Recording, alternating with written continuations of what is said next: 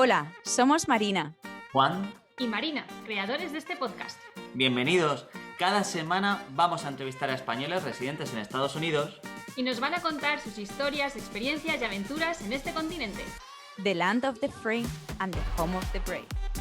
Bienvenidos a un episodio más de Mi Mañana Tu Tarde. Estamos llegando ya al final de nuestra primera temporada y deseando empezar a grabar la siguiente. Si conoces españoles que vivan en Estados Unidos y que quieran compartir sus experiencias, sabéis que podéis contactar con nosotros a través del Instagram o de nuestro email, que lo vamos a dejar también en las notas del podcast y en YouTube.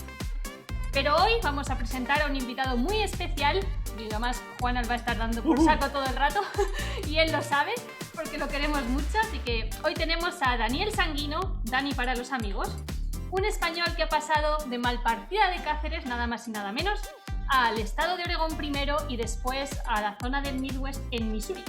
Es profe de español por vocación y yo sé además que los alumnos tienen devoción completa por él. Y llegó a Estados Unidos con una beca del ministerio, si no me equivoco, con uno de los programas del ministerio, y a partir de ahí ha tenido una serie de experiencias en diferentes lugares que nos va a contar él. Bienvenido, Daniel, estamos encantados de hablar contigo. Gracias, un placer estar aquí con vosotros.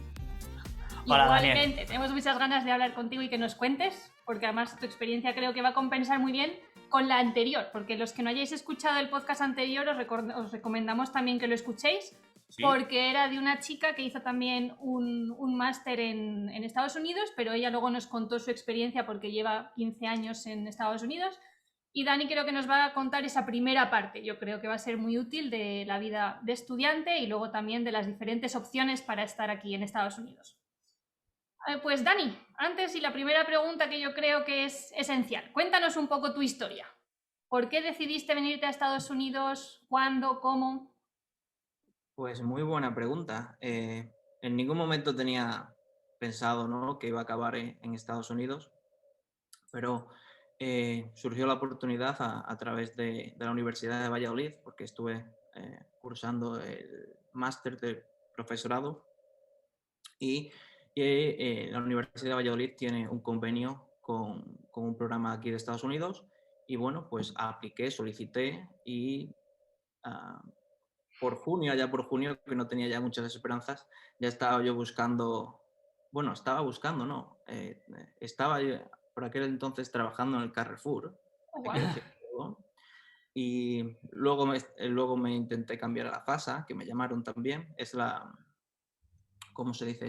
Para la fábrica de Renault, que era una fábrica de Renault en Valladolid, y con pocas esperanzas, pues me llegó la llamada, ¿no? Y me ofrecieron la oportunidad de venirme a Estados Unidos, concretamente a Portland, en Oregon, y ahí estuve durante un año como se conoce, asistente de lengua, ¿no? Language assistant, ¿cómo se traduce eso? Yo siempre digo auxiliar, pero realmente tampoco es auxiliar de Auxiliar de conversación. conversación. Auxiliar de conversación, sí, esa es la palabra que utilizamos en España. Y allí estuve durante un año fabuloso, porque no solo fue un año de experiencias académicas en el sentido que estuve trabajando, sino que también me ofrecieron la oportunidad de vivir con una familia, que en principio pues dije, no sé si quiero aceptar, pero bueno, teniendo en cuenta que era Portland, iba a un país nuevo, dije, voy a probar a ver qué pasa. En principio solo iba a estar con la familia hasta diciembre y dije, bueno, pues me ahorro el alquiler, me ahorro muchas cosas, ¿no? Bien sabéis. Y además, pues bueno, creo que me voy a mostrar más, voy a enriquecerme más de la cultura si vivo con una familia americana. Y allí estuve un año en un instituto de secundaria y viviendo con una familia americana, que como digo, hasta diciembre, pero que luego, bueno, pues resultó que fue una familia fabulosa. Hablo con ellos, sigo hablando a día de hoy, prácticamente casi a diario con ellos. Tienen 2 niños y los quiero un montón, son como mis hermanitos pequeños. Y bueno, espero ir a visitarlos, a visitarlos pronto. Y bueno, eso fue mi primer año en Estados Unidos y luego, estoy hablando mucho, ¿no? No, tranquilo. Y luego ya me dije, me quiero quedar un poco más por aquí, vamos a ver. Y eh, em, solicité trabajar, estudiar en Eugene, en la Universidad de Oregón, y pues me aceptaron. Además, mi familia de Oregón me animó mucho a solicitar en esa universidad porque tanto mi padre americano como mi madre americana, los dos estudiaron y se conocieron allí. No sabía Qué eso, guay. fíjate. Son Ducks de los buenos. Y entonces, antes de que sigas, ¿solo solicitaste en la Universidad de Oregón? Porque eso no lo sabía yo. ¿O solicitaste en No, alguna más? solicité también en Illinois. Illinois. No me preguntes qué universidad porque ni siquiera me acuerdo.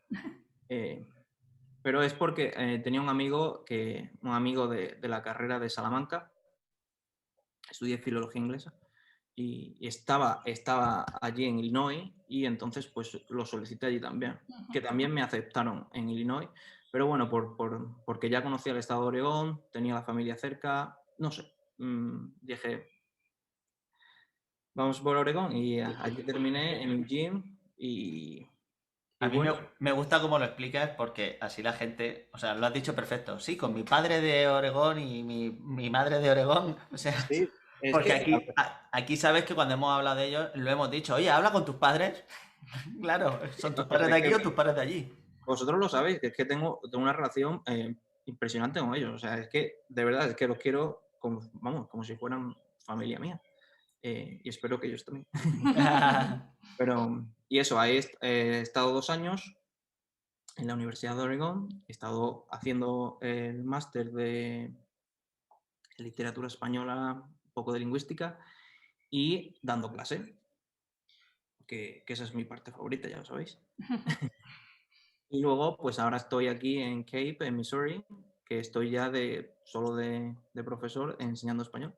Y muy Y contento. Dani, por empezar un poco desde el principio, ¿cómo fue el cambio? O sea, estabas trabajando de reponedor, si no recuerdo mal, en un Carrefour, buscando otro trabajo y de repente te vienes a trabajar de profesor o auxiliar en Estados Unidos. O sea, ¿cómo es el cambio, ese cambio de decir, venga, mi primer trabajo de profesor va a ser aquí?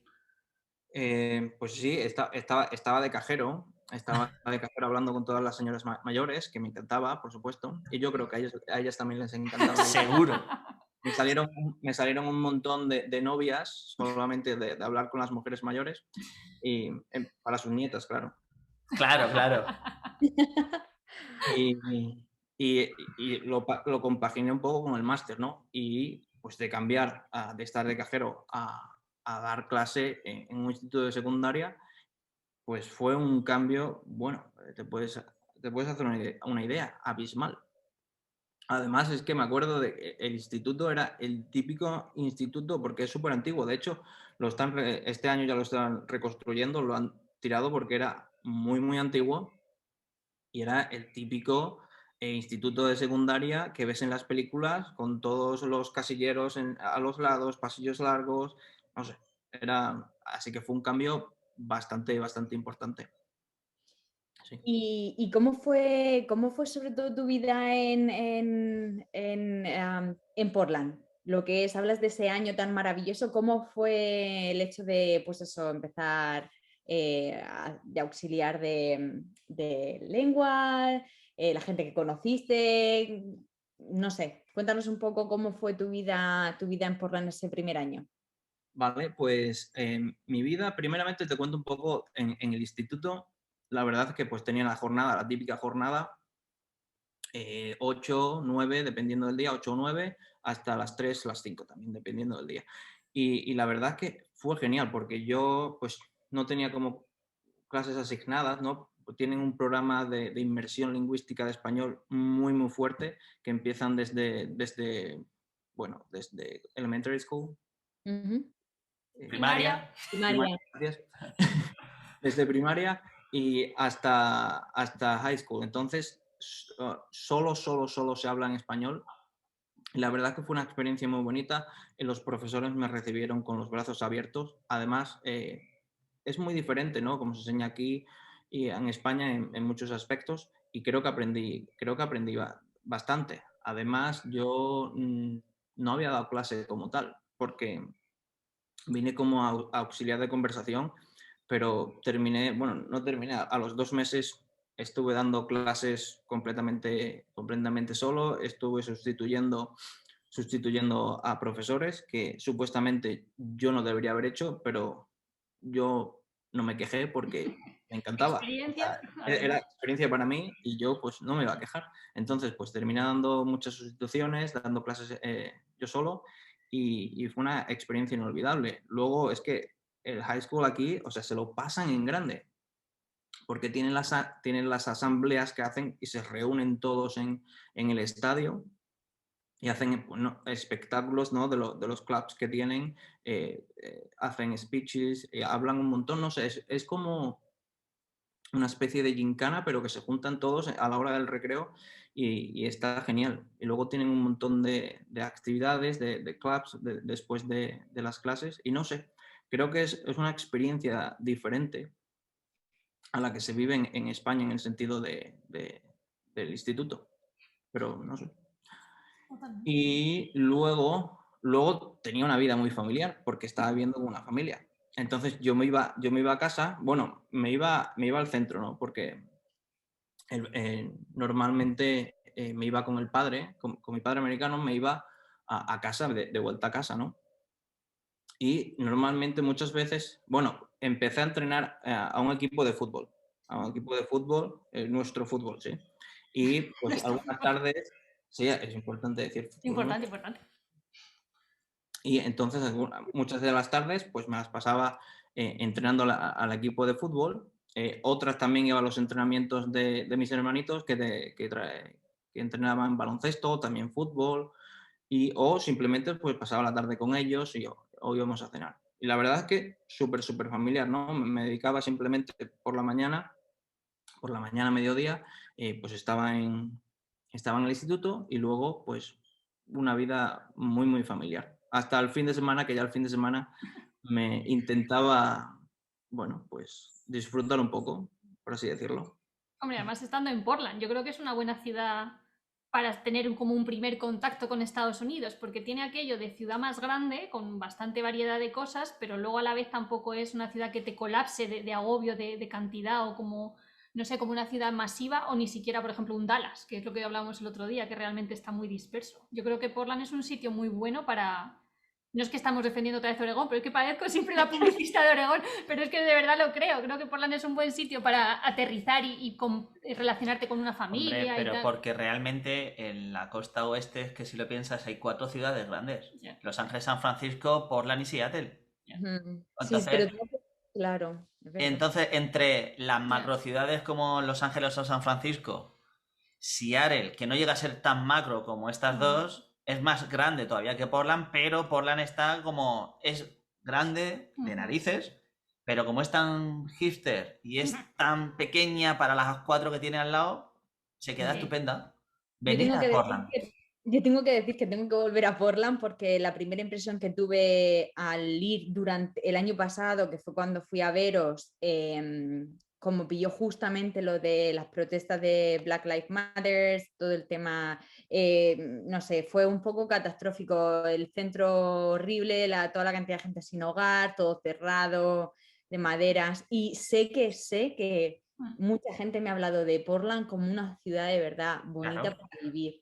Y tengo ganas para volver a reconciliar ese sentimiento una vez que las cosas vuelvan un poco más a la normalidad. Sí. Además es que le pasó lo de Portland, es que encima fue como que fue castigada. la ciudad donde la Policía Federal estuvo, entonces claro, encima se complicó más porque decidieron tomarla con Portland.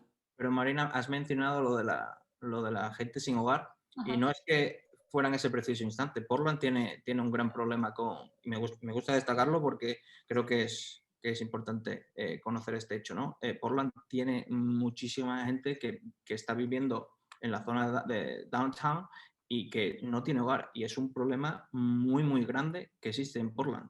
Sí. Y es por eso que el centro de Portland últimamente la gente se muestra más, no sé, más negativa a ir ahí, a pasar el tiempo allí, porque es que hay muchísima gente sin casa y es un problema que están tratando de solucionar, pero que no sé yo qué solución tiene, si se la van a dar o no.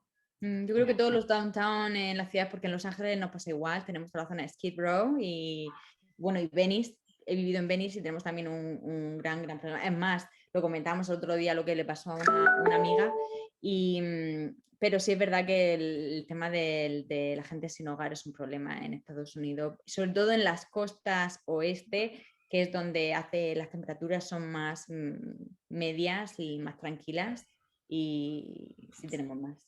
Quien no haya escuchado el piloto de este maravilloso podcast, que lo escuche, que hablamos un poco de por qué pasa esto y por qué históricamente esta costa tiene más.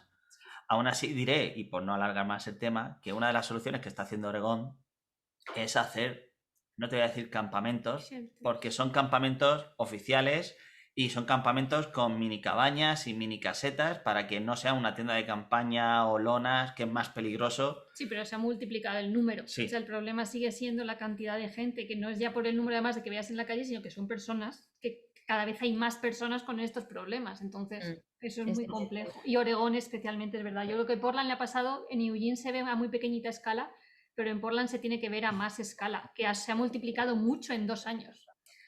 Y claro, sí, por retomar un poco el tema, lo siento. Estás en Portland, todo genial, pero ¿cómo fue ese momento, Dani, que tú estás trabajando en España y le dices a tu familia que me ha salido al final, que me ha salido lo de Oregón y ya que me voy? ¿Tu familia, tus amigos qué dicen? Mi familia, no sé, mis padres siempre han estado siempre me han animado a hacer todo lo que me he propuesto.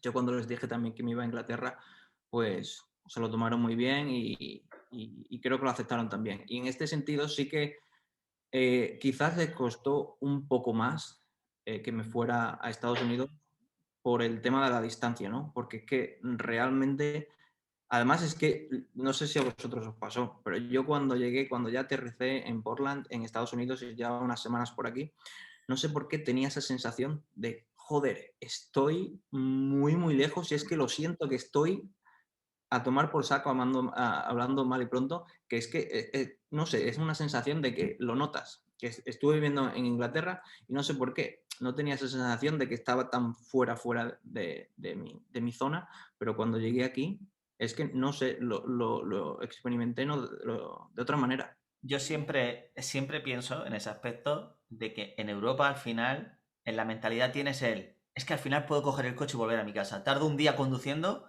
pero en 24 horas desde un punto muy alejado de Europa, de Berlín a España, estás en eso, en 18 horas, 20 horas. Y el cambio de hora yo creo que también hace mucho, que de repente te das cuenta que a las 4 de la tarde, yo por ejemplo, mi familia que se acuesta pronto, yo a las 4 de la tarde ya no puedo hablar con nadie. Tú a la 1 del mediodía no puedes hablar ya, con bueno, nadie. Ya no, pero me refiero a las 4 de la tarde ya sé que no seguro 100%, entonces yo creo que eso también hace mucho, a mí sí me pasó. Luego ya creo que te vas acostumbrando, no sé si tú te has ido acostumbrando también un poco con el tiempo.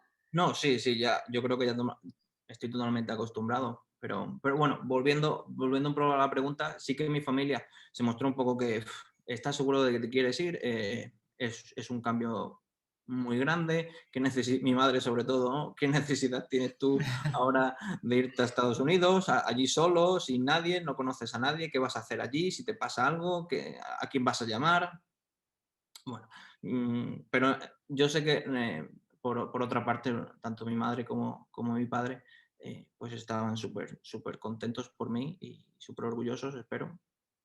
Aunque sí que es verdad que, sobre todo mi madre, se puso muy nerviosa. Y además es que os voy a contar que puede ser interesante. El día que me tocaba, que tenía que ir a coger el avión, ¿me acuerdo? Bueno, era mi primer viaje a Estados Unidos, estaba un poco nervioso, decirlo, y no sé, lo sentía, ¿no? Y mi vuelo salía, no sé si eran las 7 o las 8 de la mañana, y en Cáceres, como tenemos un tren de alta velocidad, pues tuve que ir en coche y salir de mi casa a las 12 o a la 1 de la noche, y me llevaron mis padres, mis padres me querían llevar, y bueno, pues eran las 2 de la mañana y llevábamos unos 40-45 minutos de camino, y el coche dijo pues, que se paraba. No. Decía pues no. Y además es que era de noche, eran las 12 de la mañana, y digo, ¿ahora quién llamo? ¿A qué hago? Voy a llamar a la grúa, no me va a dar tiempo a coger el billete, que ya había pagado el billete, por supuesto, súper barato, como siempre, y digo, no puedo perder este billete bajo ningún concepto. Entonces, bueno, pues escribí en el grupo de mis amigos y dije, ¿alguien despierto? Pero y de fiesta, porque... tal cual, fue así. Yo en el coche súper descompuesto, digo, me cago en la leche ahora el coche de las narices. Y nada, pues resultó que tenía un amigo que se pone, sí, ¿qué haces? Le digo, pues mira, me pasa esto. Bueno, hostia, tío, venga, voy ahora mismo, espera que llama a otro. Y nada, pues llamó a otro colega y se me presentaron allí. Me llamaron por teléfono, me dijo, tú no te preocupes, que llegas a la hora. Y en efecto, a la media hora se presentaron allí, me llevaron a Madrid y estuvieron conmigo hasta que salió el avión y todo. Qué bueno. Y estoy agradecido porque me salvaron de una muy buena. ¿Y tus Joder, padres se quedaron entonces con el coche? Y mis padres me despedieron allí con el coche parado esperando a las 2 de la mañana. ¡Qué A las 2 de la pena! mañana. Y no sabes, mi pobre madre, cómo lloraba, ¿no? Despidiéndome, también agradeciendo un montón a mis amigos, ya me Claro, acuerdo. además está así tan de repente como, no, Ay, yo iba a ir al pobre. aeropuerto y ya no. Sí, o sea, fue un poco caos, pero todavía lo recuerdo, ¿no? Sí. Total, es para recordar. Así que Cuéntanos, empezó bien el viaje. cuéntanos, porque antes has hablado de eso, que tu madre le daba como que a quién ibas a hablar y con quién, si necesitabas algo que ibas a hacer en Estados Unidos. Cuéntanos, porque yo lo sé y eso me hace mucha gracia. ¿Qué siente tu madre ahora sabiendo que tienes una familia en Estados Unidos? Bueno, mi madre ahora mismo, o sea, en su día, pues tiene una tranquilidad enorme de que yo estuviera con la familia, incluso cuando estaba en Eugene, que ya no estaba en Portland, ellos tenían una tranquilidad enorme porque sabían que tenía la familia, que la familia, pues siempre que lo quisiera, pues estaba dispuesto a ayudarme, que si necesitaba cualquier cosa, pues ella sabía que me iban a ayudar. De hecho, ahora que me he venido a Cape, dice, no estaba tan contenta por el tema de que le dije que de la familia no estaba cerca ni por asomo, porque claro, ahora ya estoy súper lejos otra vez de la familia. Pero sí que es verdad que le suponía una tranquilidad pues muy buena. Y de hecho, hasta a día de hoy siempre me dice, ¿cuándo vas a ir a visitarlos? Y también mis padres biológicos y mis padres americanos de vez en cuando también bueno. hablan. Qué mono. Oye, yo sé tus planes de este verano y te voy a dar una buena noticia, si no la sabes ya, que de Estados Unidos los vacunados pueden ir a España y de España los vacunados en teoría todavía no, pero para cuando se publique esto seguro que sí, ya pueden venir a Estados Unidos. O sea que, según tenía entendido, te va a salir bien el verano. Y además, no tenemos que hacer ni aislamiento, ni cuarentena, ni test. ¿Qué? Acabo de leer, bueno, lo he visto antes que ha aparecido, o sea que súper bien. Aún así, yo me lo voy a hacer por si acaso, no vaya a ser que te encuentres con alguno en la puerta de seguridad que diga, yo no me he enterado de eso. Sí, no, por Ya si ves, acaso. eso sí. Pero es una buena noticia que ya de aquí para el verano se pueda ir para allá. Genial. Bueno, a casa, sí, eso iba a decir. ¿Y cómo es ahora que tienes una nueva casa, Dani, que vives en Missouri, cómo es? ¿Cómo te sientes como español viviendo en esa zona? Bueno, he de decir que esto es otro cambio, porque de pasar de vivir en Oregon 3 años a vivir aquí en Missouri, no te quiero decir que es casi otro país, pero es muy, muy diferente en todos los aspectos, en cómo te trata la gente, en el aspecto político, incluso un poco de cultura. Yo lo he notado en muchos aspectos de la vida, lo he notado bastante, pero la verdad es que no sé si es que por unas o por otras estoy acostumbrado o no a cambiar bueno, pues de sitio, de lugar. Aunque he de decir que esta vez me ha costado un poco más. Me ha costado un poco más porque tened en cuenta de que he cambiado durante la pandemia, que fue un poco jaleo. Costó. O sea, es que me vine aquí en agosto, en verano, que es casi en la mitad de la pandemia, ¿no? Y luego, pues, vienes aquí, está todo cerrado, la gente está más con tema de distancia, es más difícil conocer, hacer amistades e incluso las clases. También el tema de las clases fue pues también un desafío total, porque aquí hemos hecho las clases en persona desde el primer día. Y bueno, yo encima que llegué un poco tarde, porque llegué la semana antes de que empezaran las clases, o sea, me mudé, empecé a preparar todas las clases y a la semana siguiente ya empecé a dar las clases. Y claro, sin conocer a nadie, como siempre, vamos, siempre que, no sé, Al límite. cuando te mudas es como todo nuevo, ¿no? No conoces a nadie, no conoces al sitio y la verdad es que, por un lado, a mí ya esta última vez me ha sobrado. Esta última vez, siempre está lo típico, ¿no? Sal de tu zona de confort, sal a explorar, que sí, que es muy bonito. Estoy súper a favor de eso y creo que animo a toda la gente a que en algún momento, pues bueno, salga de su sitio, de su hogar, de su casa, de su región y vaya a explorar. Estoy súper de acuerdo con ese tema, pero yo, por ejemplo, que ya he cambiado varias veces y ahora precisamente durante la pandemia, la verdad es que no lo he llegado a agradecer tanto, ¿no? como otras veces. Pero sí que es verdad que ahora pues están las cosas todas mucho más abiertas, más accesibilidad en todos los sentidos y estoy disfrutando un poco más ahora del Midwest y conociéndolo un poco más también, que ahora que puedo. Totalmente. ¿Y has pasado de la Universidad de Oregón a enseñar una clase a enseñar cuántas estabas enseñando ahora por trimestre? Estoy enseñando 5 clases de universidad y encima el primer term estaba enseñando 5 clases diferentes.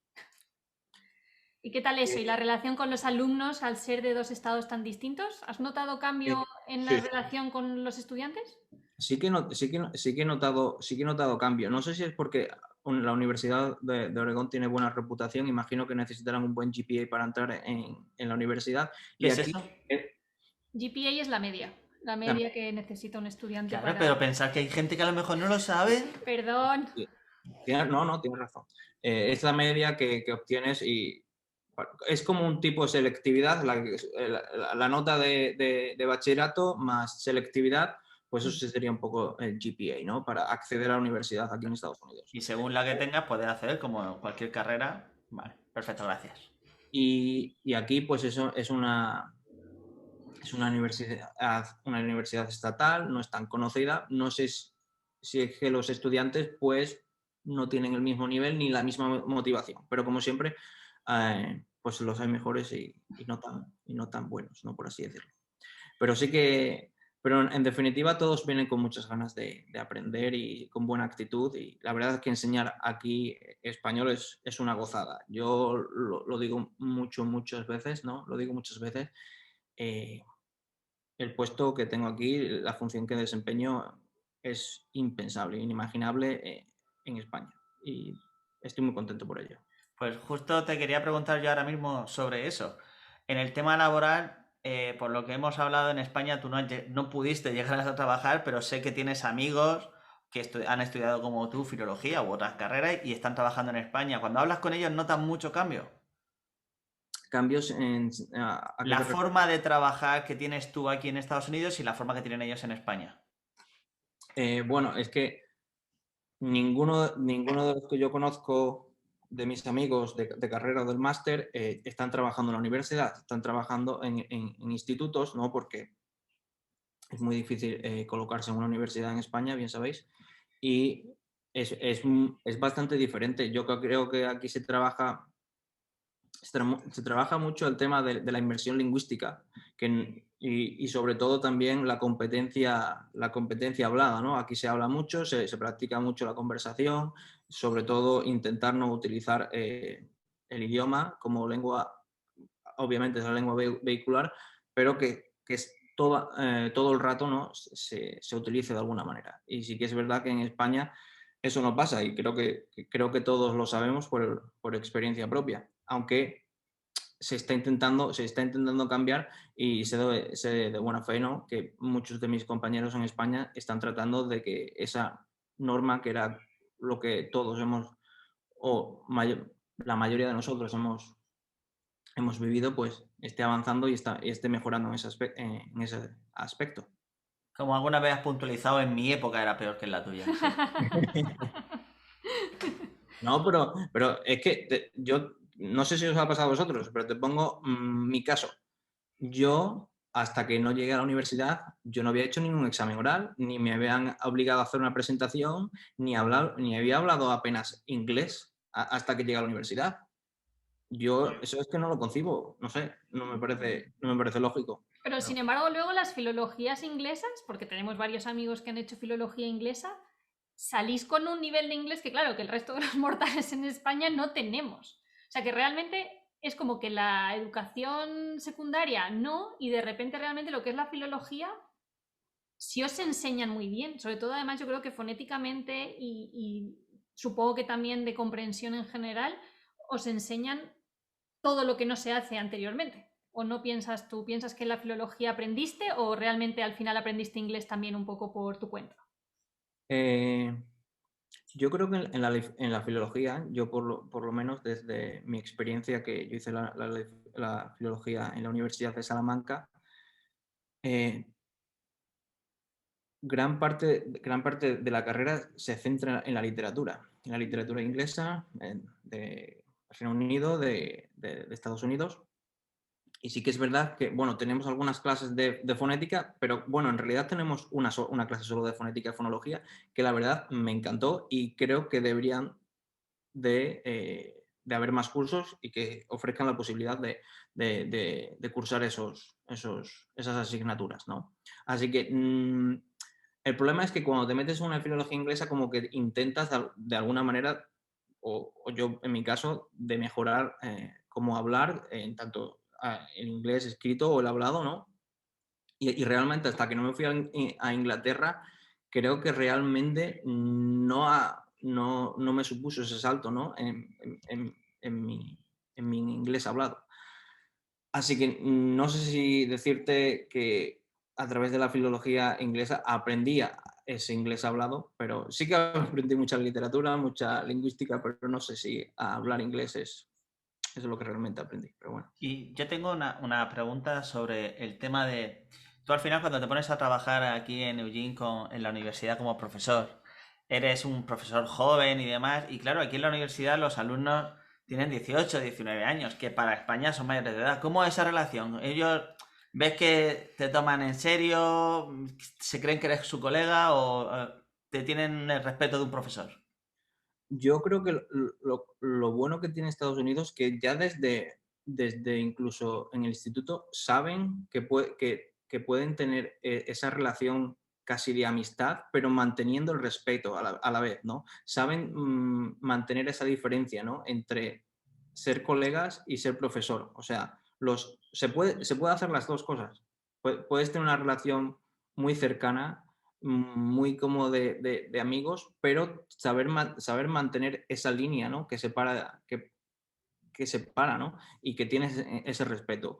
Y la verdad que no he tenido ningún problema hasta el día de hoy con alumnos y siempre intento también, bueno, tener una relación súper buena, cercana, porque además quiero que mis alumnos pues participen en mis clases, ¿no? Y si yo me muestro también como una persona que es muy seria, que intenta mantener esa distancia, no voy a lograr esa Va a ser participación negativo, sí. del alumnado, así que Eso iba a decir yo, que yo creo que es una cosa muy positiva de la universidad aquí, que incluso con profesores nuestros de tu máster o del doctorado, que son faculty, que son profesores que sean catedráticos a lo mejor, realmente la relación no es tan tensa y puedes casi que como expresar más tus ideas porque tienes ese tipo de relación un poco más coloquial, pero que luego a la vez sigue habiendo una jerarquía, obviamente, y tú sabes que obviamente no le puedes decir alguna barbaridad a ese profesor, pero a la vez también si pasa algo sí puedes contar con ellos. Es como esa dualidad, porque yo al final sí que he tomado café con alumnos, pero realmente sabes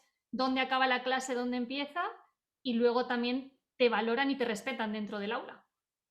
sí, yo de hecho me acuerdo que terminé un semestre y bueno, pues yo a lo largo del semestre los conozco un poco más, ¿no? Y había un par de chavales que jugaban a fútbol y me dijeron que pues si quería ir a jugar a fútbol con ellos y les dije, vamos, encantado que sí. Y me fui a jugar con ellos a fútbol y tan tranquilos. Y además sí que es verdad que mostraban un poquito más de respeto hacia mí, pero luego, o sea, genial. Y la verdad es que lo agradezco, ¿no? Tener esa relación tan cercana y tan de amigos con tus estudiantes. Es una maravilla. Y les une mucho a la cultura, además, yo creo. Porque en nuestro caso, por ejemplo, como españoles, uno de sus alumnos luego estuvo en mis clases porque él enseñaba nivel 100 y yo 200. Y tú veías cómo tenía un interés por España especial, que él ya había viajado y etcétera, pero realmente era también, guau, es que Daniel me ha dicho esto, es que he visto el partido de fútbol porque Daniel no sé qué. Entonces, al final, ellos también, es otra forma de engagement, yo creo, con los estudiantes, que es una pasada. Sí, yo creo que en ese aspecto cambia mucho la educación entre España y Estados Unidos. Incluso yo diría que en Reino Unido yo estuve enseñando como profe y también lo notas, ¿no? Quizá no sé si es porque hay una mayor inversión en educación, hay más recursos, hay más a hablar, grupos comunitarios, más de expresión de pensamientos, la idea de la libre opinión, el respeto en ese aspecto, el hecho de que el profesor engage fomenta al estudiante a ese tipo de colaboración, a decir tú eres único como persona. ¿Crees que España en algún momento a nivel de educación vamos a poder romper esa brecha y quizá parecernos más a lo que es la forma de enseñar en Estados Unidos? Yo creo que sí, yo creo que estamos en el camino a ello. Siempre tendemos a hacer esa comparación que ni uno es ni creo que uno sea tan bueno, ni otro creo que sea tan malo, pero creo que estamos en ese camino, ¿no? de mejorar en todos los aspectos, en este caso en el educativo. Y yo espero que sí, ¿no? Y se está enseñando en la universidad de España, se está enseñando, ¿no? Se está enseñando a promover ese cambio, a ser más cercano, a promover más, bueno, pues, como tú dices, a la libre opinión, a hablar tener que todo el mundo tenga voz, que todo el mundo tenga su voto y sea partícipe de su propio aprendizaje, ¿no? Que a fin de cuentas cada alumno tiene su proceso de aprendizaje y tiene que intentar encontrar su método. Nosotros estamos para facilitar las herramientas, pero a fin de cuentas es el alumno que tiene que encontrar su proceso, su camino de aprendizaje y el que mejor funcione para él, para que el día de mañana desempeñe la labor que más le guste y que, por la que más motivación sienta, ¿no? Totalmente. Y eso es razón, tienes razón en la parte de verdad que ninguno es tan bueno o tan malo, pero es verdad que, por ejemplo, las experiencias tuyas de haber vivido en diferentes sitios, haber enseñado en high school, en la universidad, en diferentes lugares, si algún día enseñas en España, creo que te vas a llevar también mucho de esas partes buenas y luego aprender un poco también de las partes buenas que ofrezca la educación en España. Si os importa que cambiemos un poco de tercio, porque creo que hay un tema que puede ser muy interesante, porque lo hemos tratado como en otros episodios, pero como un poco en general. Tu experiencia como estudiante de máster en la Universidad de Oregón, porque la otra invitada que tuvimos en el podcast anterior, y sigo diciendo que volváis a él, ella estudió también filología inglesa y luego hizo un máster y comentó un poco por encima de lo extraño que era hacer un máster de español cuando ella había hecho filología inglesa, y me acordé de ti. Entonces, además, cuando sabíamos que teníamos la oportunidad de que tú fueras el siguiente entrevistado, quería aprovechar para preguntarte, ¿cómo ha sido tu experiencia o qué es lo que mejor y qué es lo peor que has visto en estos 2 años de máster? Bueno, yo la verdad que en un principio, porque, o sea, te venden, o yo por lo menos que lo que pensé en un principio es que te venden, ¿no? Que tú vas a dar clase, ¿no? Y te van a estar pagando, tienes un salario, tienes mensual, tú eres un trabajador de la universidad a fin de cuentas, pero te obligan, por otro lado, a estudiar, a hacer tus cursos y a fin de cuentas sacarte un máster, un doctorado o lo que tú quieras, ¿no? Y en este caso yo la verdad que de primeras pensé que el máster de español pues no iba a necesitar tanto tiempo. O sea, yo le dediqué muchísimo tiempo, le dediqué mucho más tiempo que a la parte de la enseñanza. Entonces yo al principio sí que me mostré un poco negativo y no sabía muy bien si había acertado con ello al principio. O sea, estaba seguro que había acertado con venir a Eugene, con venir a la Universidad de Oregón, y la parte de enseñanza me encantaba, pero yo no tenía la mentalidad hostia, que estás haciendo un máster y que se requiere bastante tiempo y que tienes que estudiar, que tienes que preparar tus clases, tienes que hacer tus lecturas y tienes que hacer un montón de cosas. Y que yo en un primer momento, pues no lo vi, o sea, no estaba mentalizado para abordar este nuevo desafío, ¿no? Entonces, al principio sí que fue un poco más adaptarme también a eso, pero sí que es verdad que en todo momento a mí me compensó pues estar trabajando como profesor, instructor, llámalo X, en la universidad y enseñando y además estudiando y al final sí que es verdad que luego lo he pensado, sobre todo ahora ya desde fuera, ¿no? que ya lo he terminado, he dejado esa etapa, ahora lo pienso y creo que fue una buena decisión porque, quieras o no, yo estaba cogiendo experiencia como profesor y al mismo tiempo me he estado formando y he estado aprendiendo muchas cosas que no sabía.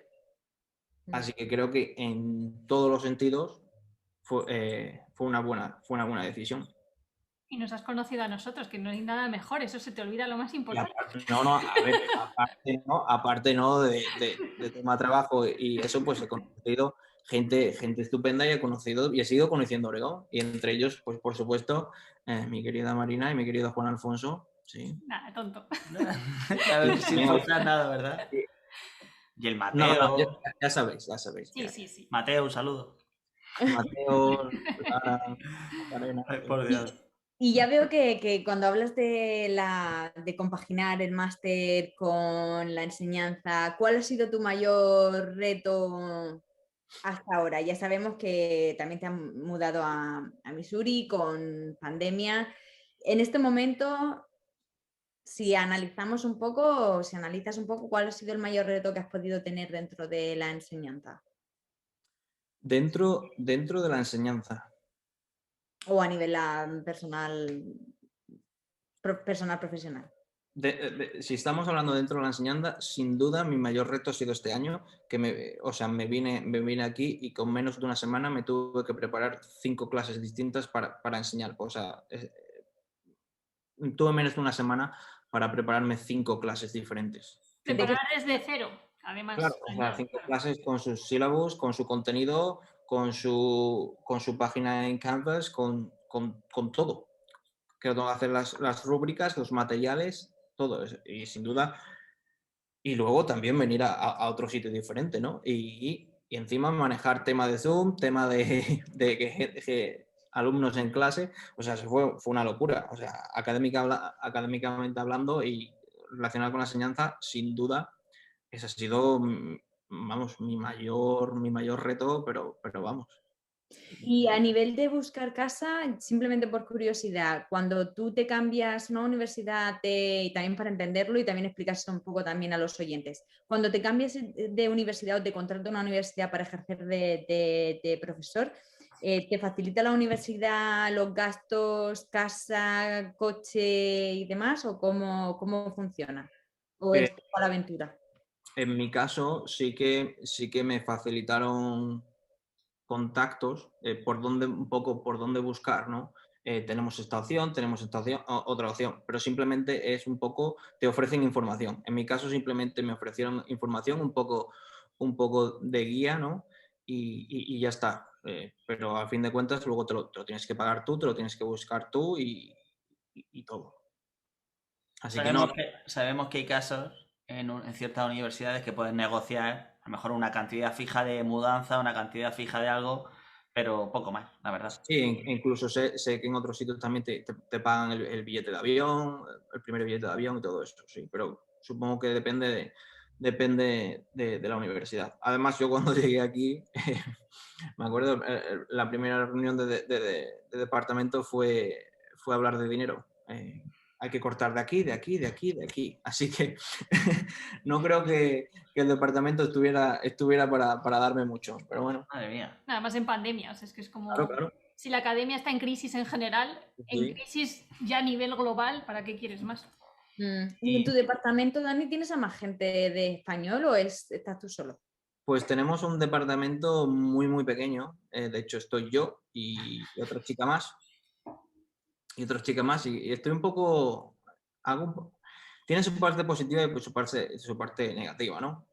Por cuando estaba en la Universidad de Oregón teníamos un departamento de español muy grande, hay muchísima gente trabajando en el departamento, bueno, es el de lenguas romances, pero había la sección de español y es muy grande, entonces haces muchas reuniones, hablas con muchos compañeros, tienes más interacción y al fin de cuentas sí que es muy bonito, ¿no? Cambiar esas opiniones y saber cómo funcionan otros cursos y qué están haciendo otros compañeros, ¿no? Para que funcionen esos cursos. Y aquí, por otro lado, pues estoy yo y la otra chica. Y que pues cada uno trabajamos más bien por nuestra cuenta, así que de vez en cuando tratamos de hablar para pues mantener un poco conversación y saber qué está haciendo el uno y el otro, pero hago un poco... soy yo quien toma las decisiones y que hace un poco lo que quiere. Sin embargo, en la Universidad de Oregón sí que están más establecidas las pautas porque tienes que remar todos en el mismo sentido y tienen que funcionar los cursos más o menos de la misma manera. Aquí, pues no. Aquí soy yo, digamos, como yo monto los cursos como quiero y los diseño como quiero. Entonces tiene su parte positiva y su parte negativa. Y Dani, socialmente o culturalmente, como lo quieras ver, ¿qué se siente cuando en plena pandemia llegas allí, vas a dar tus clases y llegas a, como decías al principio, a unas clases donde las clases son presenciales, de terminar un curso totalmente online, de esa universidad ha continuado online como otras tantas, te encuentras que son presenciales y la actitud respecto a la pandemia, ¿cómo te lo encuentras todo eso? Yo, lo primero es que todo el mundo al principio estaba un poco de ¿qué hacemos aquí? ¿Cómo lo hacemos? ¿Se puede hacer esto? ¿No se puede hacer lo otro? Había que marcar muy bien los márgenes entre lo que se puede hacer y no se puede hacer, ¿no?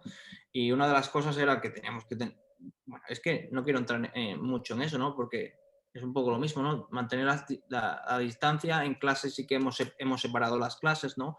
Si una clase podía tener pues 35 personas, ahora tiene 15 y además no queremos que haya 15, sino que haya 7 u 8 alumnos. Entonces, pues hemos dividido las clases también entre grupos A, B y C y otros entran por Zoom, ¿no?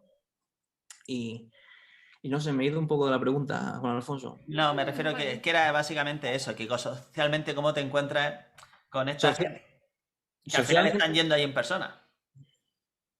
Bueno, he de decir que Missouri en ese aspecto ahora les ha dado un poco igual el tema de la pandemia desde el principio, sobre todo a los alumnos. Yo les he preguntado y ellos me lo decían, ¿no? Pues que se ponían la mascarilla aquí en clase, pero que salían de clase y se iban a los dorms. Los dorms aquí son las residencias universitarias. Todos los alumnos de la universidad el primer año están obligados a estar en dorms. Y aquí, durante la pandemia, creo que casi también, no sé, pero la capacidad de los dorms estaba hasta arriba. Entonces, estaban viviendo todos juntos en los dorms, también en las fraternidades. Entonces, era como... a ellos les daba un poco igual, la verdad. El tema de la pandemia yo he notado que a ellos no les ha importado. Además, tú les decías, poneros a hacer conversación, pero mantener la distancia. Y yo, pues sí que lo hice las 2 primeras semanas, era como estar separado, porque yo les decía, venga, hablar ahora en grupos, pero cada uno en su pupitre para que no se mueva, ¿no? Y ellos se movían, se juntaban, se cambiaban bolis, papeles y les daba igual. Y entonces yo me tiré las 2 primeras semanas diciendo, tenéis que estar separados. Ya luego me di cuenta de que, claro, ellos se van luego, se van a los dormitorios, se van a las fraternidades y están de fiesta y están todos juntos, claro, y les da igual. Wow. Que tú puedes controlar la mascarilla en clase y poco más al final. Sí que han sido súper respetuosos llevando la mascarilla todos, en todo momento, y lo siguen haciendo hasta el día de hoy. Aunque, por ejemplo, Missouri no es obligatorio llevar la mascarilla, ni en establecimientos siquiera, y de hecho tú vas a supermercados y en la mayoría de ellos la mitad de la gente no lleva la mascarilla, los restaurantes están hasta arriba, pero no ahora, o sea, es que llevan desde enero, están hasta arriba. Y es una pandemia un poco diferente en Missouri. No sé si tiene que ver con tema político, ¿Sí, tú crees? Pero sin embargo sí se ha promovido la vacuna, ¿no? Porque tú estás vacunado. Yo sí que estoy vacunado y de hecho hace ya Sí, unas semanas. bastante antes que nosotros, de hecho, Me sí. fue, me fue muy, muy fácil conseguir la vacuna. Y es que aquí cualquiera, de hecho, es que creo que falta gente, que es que los sitios donde están poniendo las vacunas están vacíos en algunos de los estados. De hecho, lo he leído y Missouri es uno de ellos, que la gente no quiere vacunarse. Así que no es porque el Estado no lo ofrezca, porque lo está poniendo todo a disposición, pero Sí, creo que la gente, algunos Alguna sectores, no gente. están muy por la labor. es más ideológico que otra cosa, quizás. Bueno, pero Bueno, se lo ha pasado bien, que es lo importante al exactamente. Y tú final. ya estás vacunado, vacúnate. Vacunaos todos los que nos Sí, escuchéis, hay por que favor. hay Ir que a la vacunarse. mayoría cuando podamos. Inmunidad De rebaño. de rebaño. A mí me gusta decir inmunidad de cordero. Por favor. Y antes de pasar a lo que es nuestra ronda final, porque ya nos quedan como 10 minutos nada más, pero antes de eso, has estado hablando de lo que es mudarse en pandemia, lo que es estar en un estado tan diferente en comparación con lo que era Oregón. ¿Cómo pasas tu tiempo libre? ¿Qué cosas estás haciendo? Sobre todo ahora que hay un poco más, yo creo, de libertad y que además ya estás vacunado y que todo está cambiando un poquito. ¿Qué cosas te gusta hacer en un estado del Midwest? Es que para mí sigue siendo como otro planeta casi, es como otro país, otro lugar. Casi, pues casi. Bueno, bueno, Alfonso y Marina lo sabéis un poco, pero se lo cuento a la otra Marina, ¿no? Sobre todo que al principio, yo cuando llegué aquí, vida social, menos 3.000. Medio de la pandemia, encima no conozco a nadie. Los americanos, como bien sabéis, al principio tienen su barrera de que les cuesta abrirse, sobre todo, no sé si con gente extranjera o no lo sé, pero a mí creo que a mí me ha costado siempre mantener buenas relaciones con estadounidenses. Entonces, pues segundo mes, como digo, mi vida social muy escasa, pero bueno, ahora sí que es verdad que ya tengo un poco más de vida, entonces pues me encanta irme los fines de semana. Ahora estoy jugando a tenis, estoy jugando también a fútbol, me he hecho un grupito con mexicanos, son súper simpáticos y voy a jugar a fútbol con ellos de vez en cuando. Y me encanta hacer un poco de senderismo porque hay muy buenas rutas por aquí de senderismo. Creo que casi todo Estados Unidos, porque hay muy buenos sitios para hacer rutas de senderismo, ¿no? Y hace unas semanas estuve en la mayor mina de agua subterránea o algo así de Estados Unidos. Me pareció una auténtica pasada. No había visto nada parecido. Tenía como 5 niveles y creo que eran 40 kilómetros de longitud. Wow. De hecho, estuve debajo en un barco, iba en un barco pues paseándome por la mina y no sé, tienen cosas muy diferentes por aquí. ¿Sí? Qué guay. Iba a decir que que son las de Sullivan, ¿no? Las que están cerca de Sullivan, ¿verdad? Las cavernas. Se llama Meravec. Bone Terror o algo así. Ay, no sé. Es que había justo marcado el otro día, no sé por qué, dije, uy, estas cavernas, qué chulas, estás con el agua y no sé qué. Y lo marqué en el Google Maps y acabo de darme cuenta que también había marcado que quiero ir en Missouri a San Luis. Y he visto en el mapa que que no te pilla tan lejos y he dicho, ay, mira qué curioso. Y además, sobre todo, tienes un río. Así que, hablando un poco de las actividades que ha dicho Marina en lo que haces en tu tiempo libre, ¿qué es lo que dirías que ofrece Missouri, o ya sea a nivel de outdoors, de recreación, o qué es lo que ahora mismo te llama más la atención de hacer en Missouri, que pudieras compartir con los oyentes en el caso que a alguien se le ocurriese venir a Missouri? Pues mira, hay una de las cosas que hice desde el primer día aquí en Cape y es caminar al centro, porque es un centro histórico al que Estados Unidos sabemos que no tiene mucha historia, pues este centro histórico como que tiene su historia, ¿no? Y se puede ver en los edificios, en la arquitectura y en todo. De hecho, al lado del centro, pues pasa el río Mississippi, ¿no? El famoso río Mississippi, que es muy bonito. Y antes de entrar, Bueno, el centro, como digo, es histórico porque además tiene mucha influencia española. Tiene una calle que se llama Spanish Street y tiene luego la zona francesa también y está genial. O sea, ves toda esa influencia tanto española como francesa, ¿no? Y luego, antes de llegar al río, hay un muro muy grande, que no sé si serán unos 4 o 5 metros de muro, que es larguísimo.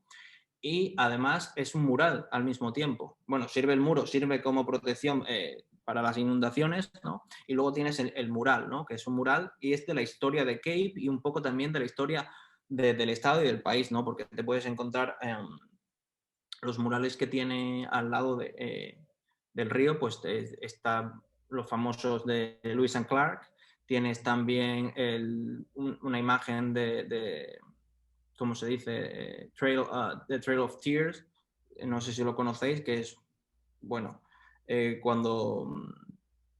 Es una ruta, es un sendero, ¿no? De cuando los nativos americanos pues los estuvieron intentando echar de sus tierras, ¿no? Porque tenían unas tierras muy buenas, muy buenas para el algodón, para trabajar el algodón, y los iban echando y también matando, que por eso se llama Trail of Tears. Y bueno, que tiene, en definitiva, que tiene mucho de la historia de Estados Unidos y también de Cape, de la ciudad. Y es un sitio fabuloso, ¿no? Además, luego cruzas el muro, que es como una pasarela y está muy bien. Además, es un sitio súper relajante escuchar el río Mississippi cómo va bajando. Y luego también en este invierno, como ha hecho tanto frío, estoy hablando de menos 20, menos 25 grados, Me muero.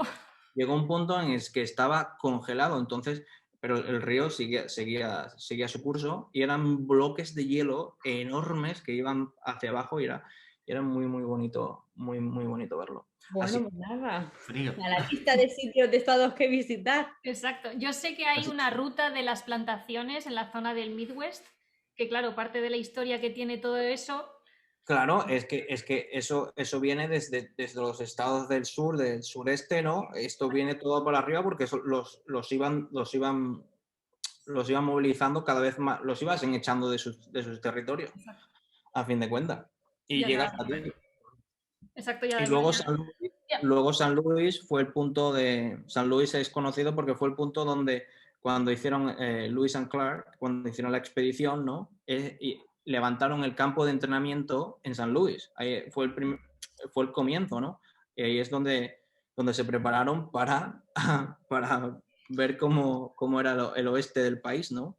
Claro, Lewis and Clark, por el que nos esté escuchando, fueron los primeros, en teoría, a ver, los primeros. Siempre había gente allí, pero ellos fueron los primeros. Los primeros en llegar al noroeste de Estados Unidos, a Oregón y Washington. Fueron los que llegaron ellos, pero que además iban acompañados de un nativo norteamericano que se conocía esas tierras, o sea que ya había estado aquí, pero ellos fueron los primeros. Y si veis Los Simpsons, hay un capítulo muy bonito que lo explica ay, ¿cómo se llaman estos dos? Carl y el otro. Y Lenny. Lenny y Carl son Clara Lewis y Lisa es la nativa que les acompaña. Me acuerdo. Todo está en Los Simpsons. Todo está en Los Simpsons. Sí, sí. Qué bueno, qué interesante, porque al final son esas zonas que es lo que decimos siempre. Es como cuando se iba a ir, es como, ¿te vas a mudar a dónde? Entre que no sé pronunciar la ciudad y luego Missouri se me hace curioso como ganto menos. Es como, la Missouri, vamos al estado. Pero al final todo tiene, yo creo que también su parte, o sea, incluso la historia hay que verla, pues obviamente ha pasado cosas, pues eso, la esclavitud, las plantaciones de algodón, etcétera, pero tiene su parte que es interesante conocer y que yo creo que es importante. Y luego además el río. Yo nada más que por estar cerca del río estaría como... Y otra cosa curiosa de la ciudad es que cruzas el río y estás en otro estado. Un poco lo que pasa también en Portland, ¿no? Que cruzas el río, ahora se me ha ido el río, ¿cómo se llama? Columbia y estás en Washington. Es lo que separa, ¿no? Se hicieron las... Y... ¿Podemos decir, Daniel, que eres el español más guapo a este lado del Mississippi? Eso es que conoces muy poco, Juan Alfonso. O conozco lo suficiente. Bueno, yo iba a decir seriamente que es que hacían las fronteras naturales y entonces el río obviamente se convertía en frontera en separar estados. Hombre, si lo pensáis, en Europa pasa mucho. en Estados Unidos pasa cuando las líneas no son rectas. Si fijáis en el mapa de Estados Unidos, muchos estados tienen líneas hechas con regla y cartabón. O sea, para allí y para acá. Y las que son así extrañas son porque son ríos o montañas. En toda la zona del Midwest, por ejemplo, está mucho más arriba. Exactamente.